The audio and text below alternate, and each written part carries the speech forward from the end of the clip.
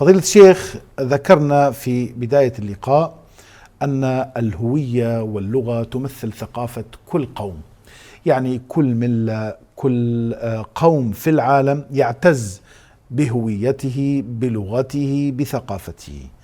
من هذه أو من هؤلاء الأقوام الشعب الكردي أو القوم الكردي العريق الأصيل على هذه الجغرافيا. كيف تلتقي الهوية واللغة مع القيم الروحية ونحن نستقبل عبادة عظيمة وهي الحج؟ نعم شيخ الفاضل، بداية نهنئ الأمة الكردية بمناسبة يوم اللغة الكردية. فالشيخ الفاضل، مفهوم اللغة نعم هو مفهوم لا يستوعبه كثير من الناس.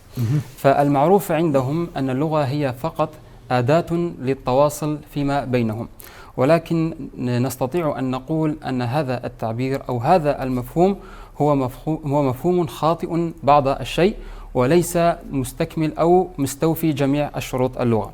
نعم. فاللغة هي تعتبر من القيم والثقافات، فحيث نجد بأن لكل أمة أو لكل حضارة لغة خاصة بهم. نعم. يتواصلون مع بعضهم عن طريقها. وأيضا تعتبر اللغة هي هوية ومن الثقافات.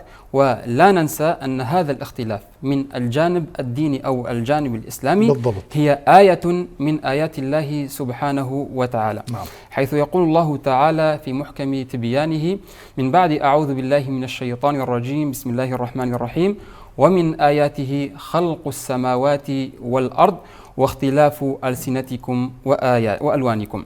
فهنا يتبين لنا أن اختلاف الألسنة والألوان والأعراق والأجناس هي آية من آيات الله سبحانه وتعالى، كما خلق السماوات والأراضين.